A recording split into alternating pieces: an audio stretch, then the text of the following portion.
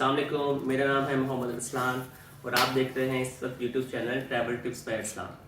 मैं बात करने वाला हूँ इस वक्त ऐसे वीज़े के हवाले से जिसके लिए आपको कोई भी बैंक स्टेटमेंट की ज़रूरत नहीं होती, क्योंकि अक्सर जो है लोगों को ये प्रॉब्लम आती है कि जब वो किसी वीज़े का सोचते हैं अप्लाई करने के बारे में, तो उनको ये कन्फ्यूजन होती है कि उनके पास वो बैंक स्टेटमेंट नहीं है या उतनी अमाउंट नहीं है जो शो करानी होती है जिसके अगेंस्ट वो वीज़ा आ जाए, जबकि डॉक्यूमेंट सारे मौजूद होते हैं। तो मैं इस वक्त जो बात कर रहा हूँ वो ऐसा वीज़ा जिसके अंदर सिर्फ आपको पासपोर्ट की कॉपी चाहिए होगी। तो हम वीज़े पे बात करने वाले हैं श्रीलंका वीज़े के हवाले से। श्रीलंका वीज़े के लिए नॉर्मल सा प्रोसेस जो है, श्रीलंका का ई वीज़ा होता है जो कि आपके ईमेल पे आता है। बेसिकली एक मेल ही होती है जिसके ऊपर वीज़ा नंबर लिखा होता है, उसी को लेकर आपको उसमें ट्रैवल करना होता है। तो हम स्टार्ट करते हैं, आते हैं अपने सिस्टम पर। तो हमारे सिस्टम पे वेबसाइट है eta.gov.ik। ये श्रीलंका की ऑफिशियल वेबसाइट है। GOV गवर्नमेंट उन्होंने जिसमें मेंशन हो गया है, तो इसका मतलब ये श्रीलंका की ऑफिशियल वेबसाइट है। इस वेबसाइट को हम ओपन करेंगे, ये एक पेज दे देगा, नीचे हम इसको एग्री करेंगे और आगे चलते हैं। बेसिकली इसमें नॉर्मल सी चीज़ें होती हैं। आपका passport as per passport name, आपका एक्सपायरी, पासपोर्ट की इशू डेट, ट्रैवलिंग डेट आपको लाजमी रखनी होती है। ट्रैवलिंग डेट का मतलब ये नहीं होता कि आप जो है जो डेट आपने दी है उसी डेट पर आप ट्रैवल करें। ट्रैवलिंग डेट कोई भी हो सकती है, आपका वीज़ा आ जाए उसके बाद आप किसी भी डेट पर ट्रैवल कर सकते हैं। ये वीज़ा 6 मंथ वैलिड होता है, जिसके ऊपर आप 1 महीना ट्रैवल कर सकते हैं।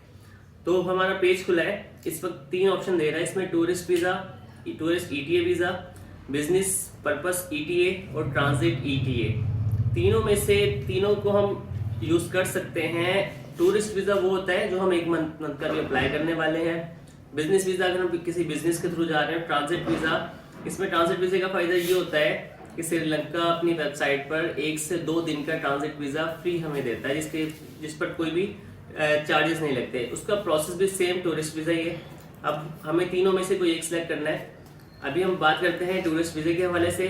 तो टूरिस्ट वीज़े में सबसे ऊपर ऑप्शन है अप्लाई फॉर एन इंडिविजुअल, इसके ऊपर हम क्लिक कर देंगे। नीचे ग्रुप, उसके बाद थर्ड पार्टी, आप किसी और का अप्लाई कर रहे हैं उसके लिए, लेकिन नॉर्मली आप इंडिविजुअल पे अप्लाई कर दिया करें, क्लिक कर दिया करें और उसी में सारी डिटेल्स हो। अच्छा, ट्रांजिट वीज़ा और टूरिस्ट वीज़े में कोई भी फर्क नहीं है, टोटल दोनों एक ही चीज़ है। बस ये है कि टूरिस्ट वीज़े के अंदर लास्ट में जाके अमाउंट पे करनी पड़ती है। ट्रांजिट वीज़ा मैंने बताया था 1 से 2 दिन का फ्री होता है। तो हमारा पेज इस पर खुल गया है। सबसे ऊपर वो हमसे मांग रहा है कि आप इसके अंदर सरनेम डालें, फैमिली नेम डालें। सरनेम आपके पासपोर्ट पे लिखा होता है, जो ऊपर पासपोर्ट के ऊपर मेंशन होगा वो आपका सरनेम होगा।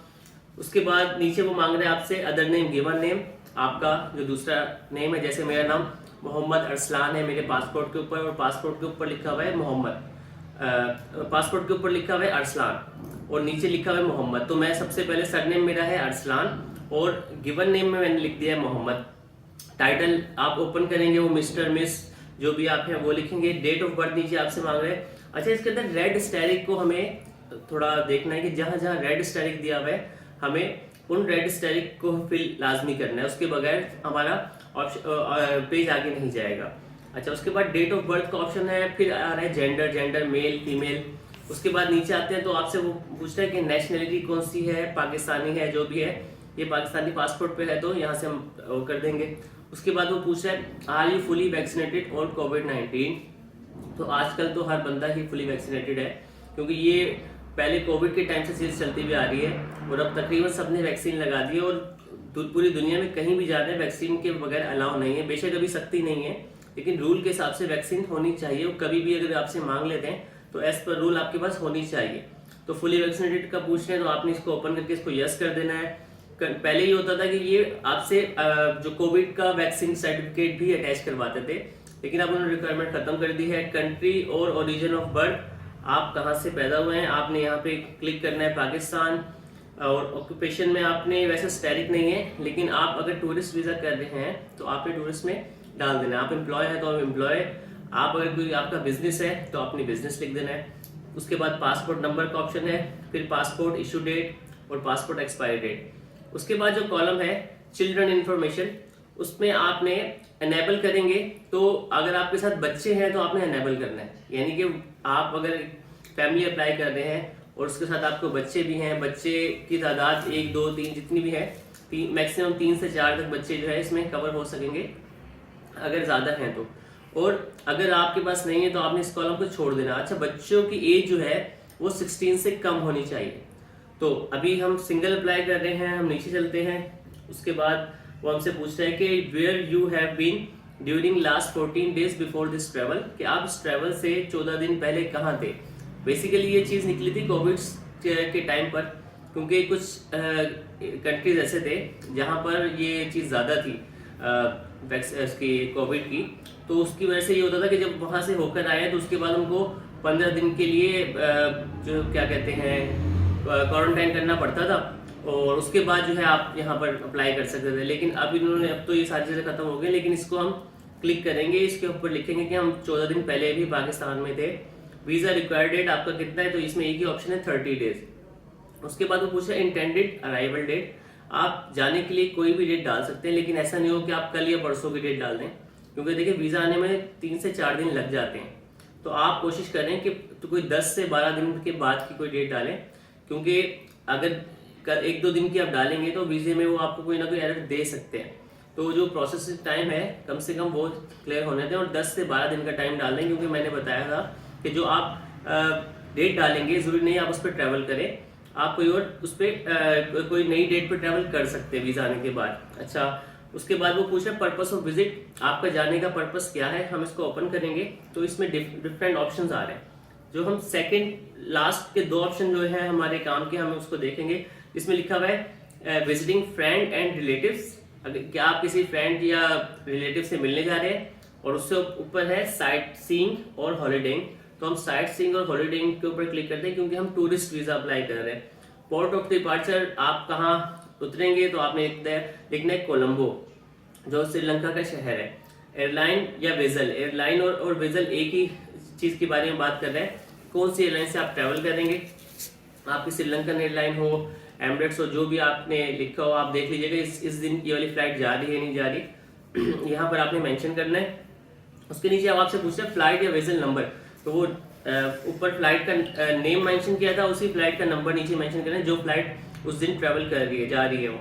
उसके बाद नीचे वो एड्रेस पूछ रहा है, जहाँ पर वो आपसे श्रीलंका का जिक्र ना करे, इसका मतलब ये है कि वो आपसे पाकिस्तान के एड्रेस के बारे में ही बात कर रहे हैं। आपका जो घर का एड्रेस है लाइन नंबर 1, अगर आपका बड़ा एड्रेस है तो लाइन नंबर 2 में भी वही एड्रेस आएगा। सिटी कौन सा है, कराची। स्टेट कौन सा है, सिंध। पोस्टल कोड मांग रहे हैं, पोस्टल कोड आपके घर का जो भी हो आपको गूगल से मिल जाएगा, आपके एरिया वाइज होता है पोस्टल कोड।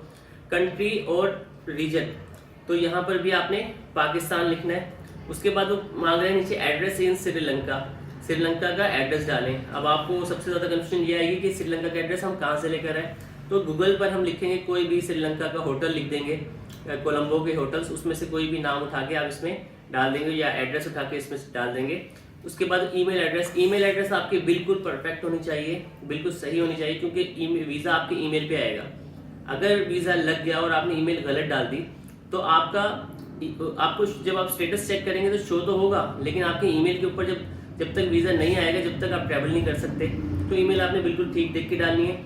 उसके बाद टेलीफोन नंबर आपने डालना है, मोबाइल नंबर डालना है, फैक्स नंबर की ज़रूरत नहीं है। उसके बाद लास्ट में ये हमें 3 ऑप्शन दे रहा है कि do you have valid residence visa to Sri Lanka, yes और नो का ऑप्शन है, तो इन तीनों को नो करना है। सेकंड है are you currently Sri Lanka with a valid ETA और obtain an extension of visa, इसको भी नो करना है। उसके बाद do you have multiple visa to Sri Lanka, इसको भी नो करना है। और लास्ट में I would like to confirm करके नेक्स्ट करेंगे। उसके बाद वो कहेगा कि आप रीड कर लें, कोई चेंज करना है तो चेंज कर ले, वरना इसको आगे जाने दें। तो आपने देखा कि सब कुछ सही लिखा है तो नेक्स्ट करेंगे। फिर वो आपसे पेमेंट की बात करेगा, वो आपसे कार्ड के ऑप्शन डिफरेंट दे देगा कि आप कौन से कार्ड से इसकी पेमेंट करना चाह रहे हैं, वीज़ा कार्ड, मास्टर कार्ड। हमारा कोई भी ATM डेबिट कार्ड होता है उसके ऊपर मेंशन होता है कि वो वीज़ा कार्ड है या डेबिट कार्ड है, तो उससे देखकर आपने वो सिलेक्ट करना है और उसको आगे जाकर उसकी पेमेंट करनी है, जो कि आपके कार्ड से हो जाएगी। कोई भी कार्ड से जब आप उसकी फीस पे करेंगे उसके ऊपर आपका 10% जो बैंक चार्जेस होते हैं वो चार्ज होंगे।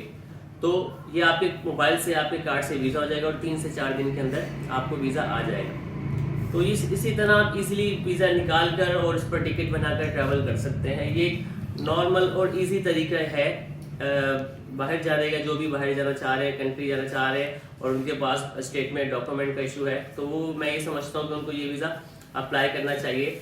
और इसके अलावा अगर किसी ने ट्रैवल हिस्ट्री बनानी है तो उसके लिए भी ये वीज़ा बेस्ट है। तो इसी चैनल पर आपको सारे वीज़ों की डिटेल्स और तरीका मिलेगा कि आप खुद अपने हिसाब से सारे वीज़े कर सकते हैं। अगर आपको वीडियो अच्छी लगे तो लाइक और सब्सक्राइब कीजिएगा और इस चैनल को सब्सक्राइब करके रखिएगा, क्योंकि सारे आपके वीज़े जो है इसी चैनल पर आने वाले। तो इंशाल्लाह मिलते हैं अगली वीडियो में। Arsalan trip travel tips by Arsalan. अल्लाह हाफिज़।